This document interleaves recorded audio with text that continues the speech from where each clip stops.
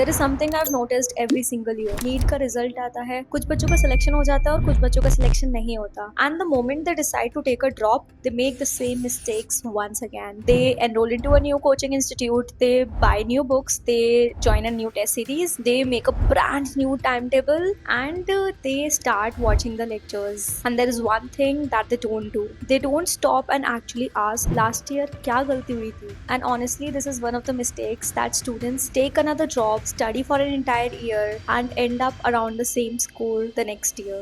Because you cannot solve a problem that you haven't identified it. So if you're a NEET 2027 aspirant, and especially if you're a dropper, I want you all to understand this very clearly, because these are few mistakes that I saw NEET 2026 students make.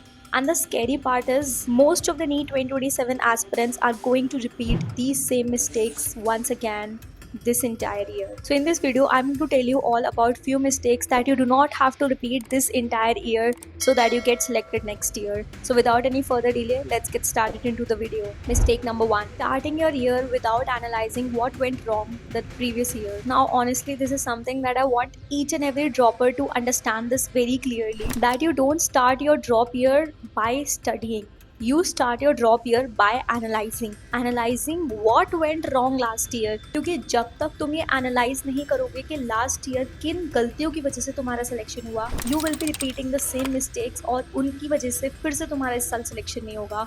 तो take a piece of paper और पहले अपनी problems को note down करो कि क्या वो ऐसी प्रॉब्लम्स थी जिनकी वजह से तुम्हें लगता है कि तुम्हारा सिलेक्शन नहीं हुआ था। कौन सी ऐसी एकेडमिक प्रॉब्लम्स थी, कौन सी ऐसी नॉन एकेडमिक प्रॉब्लम्स थी, और उनका सोल्यूशन क्या होना चाहिए।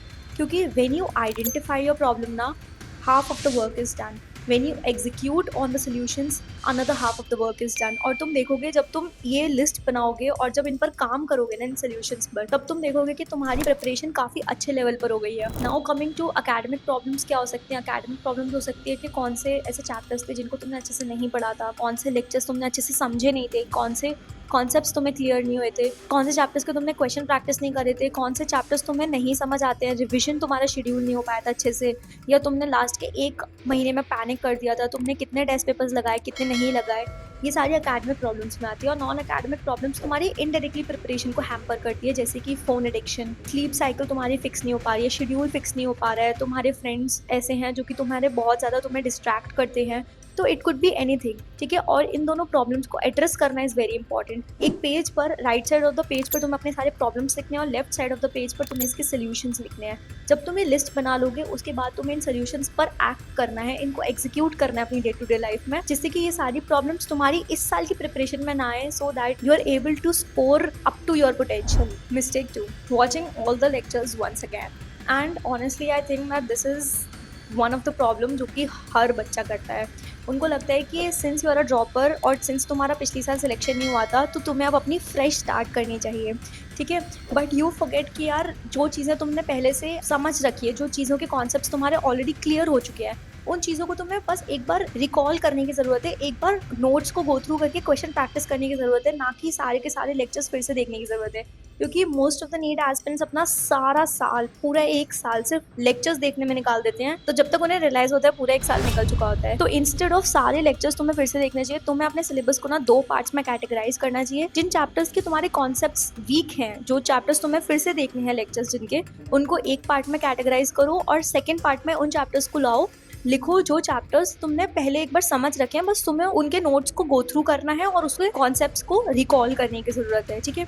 ये सारी चीज़ें एग्जीक्यूट कैसे करनी है, पूरी अपनी शेड्यूलिंग कैसे करनी है, I have already explain in one of my previous videos, you can go and check that video out, it will be very helpful for you all. Mistake number 3 is not analysing your test papers after giving a test. Now I genuinely think that this is one of the things that people underestimate a lot, specially NEET aspirant. उनको लगता है test देना is important. Believe me यार, test देने से ज़्यादा ना test का एनालिसिस इंपॉर्टेंट होता है। एक 3 आवर्स के टेस्ट पेपर के बाद अगर तुमने अगले 6 आवर्स उसको एनालिसिस में नहीं दिए on the very same day, ऐसा नहीं एक महीने बाद, अगर तुमने नहीं दिया ना इतना टाइम, तो बिलीव मी यार, उस टेस्ट पेपर्स को देने का भी कोई मतलब नहीं है। It is useless, it is waste of time, ठीक है। तो टेस्ट पेपर देने के बाद तुम इम्प्रूव तभी करोगे जब अपनी गलतियों को उस टेस्ट पेपर में देखो, बस उस पेपर की गलतियों को तभी देख पाओगे जब उस पेपर को एनालिसिस करोगे। That's why paper का analysis is the most important thing in your preparation, क्योंकि उसी से तुम अपना स्कोर को इम्प्रूव कर पाओगे और ज़्यादा. तो how to analyze your test papers in depth I have completely explained in one of my previous videos. तुम उसे भी जाकर देखो. गोल्ड माइन होगा तुम्हारे लिए. मतलब तुम्हारा स्कोर ना अपने आप इम्प्रूव करना स्टार्ट कर देगा. नॉट इमीडिएटली, बट हाँ डेफिनेटली तुम्हारा स्कोर इंप्रूव करेगा अगर तुम एग्जीक्यूट कर रहे हो वो सारी चीजें जो जो मैंने उस वीडियो में बताई हैं. Go and check that video out right after this video. Now next and the last mistake is believing that you will not be able to do it. Now this is the most dangerous mistake. Droppers को लगता है कि यार since उनका पिछले कुछ attempts में या फिर पिछले वाले अटेम्प्ट में उनका सिलेक्शन नहीं हुआ है तो मे बी शायद they are not that capable of getting a very good AIR और getting a very good score.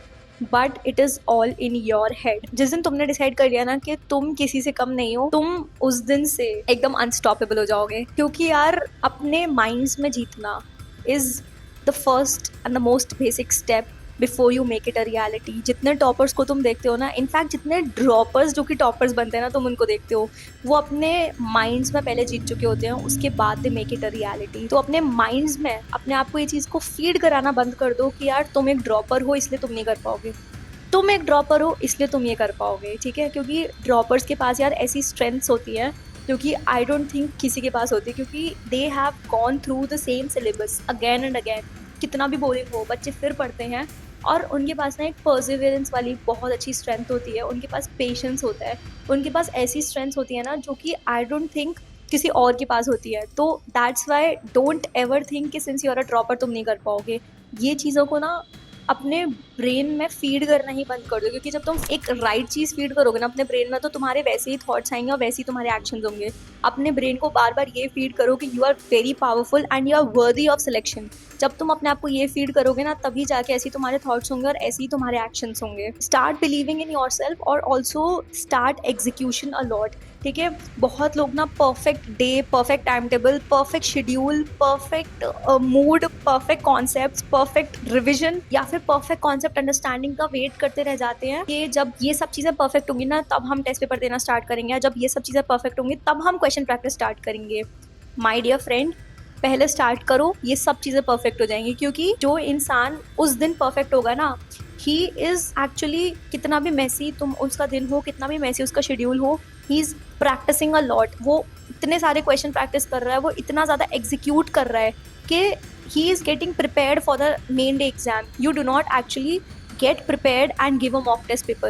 You give a mock test paper and then you become prepared for your main day exam. Similarly goes for confidence. पहले तुम action लेते हो, फिर तुम confident बनते हो, फिर तुम और एक्शन लेते हो, फिर तुम और कॉन्फिडेंट बनते हो. ऐसा नहीं है कि पहले कॉन्फिडेंस आता है. Confidence follows your actions, your execution. इसलिए do not be in a myth कि यार तुमसे नहीं हो पाएगा, तुमसे जरूर होगा. Start executing a lot. जितना ज्यादा एग्जीक्यूट करोगे ना, कॉन्फिडेंस अपने आप आता जाएगा. And I want to tell you all, if you want to join the mentorship programme where I teach you mindset hacks, various tips and tricks for your NEET preparation, various methods to manage your stress, and how to think like a topper, how to make your revision schedule, how to plan your revision and your basic scheduling of studies, and how to make short notes so that you are able to revise everything in the last 1 week. Then you can definitely join the mentorship program.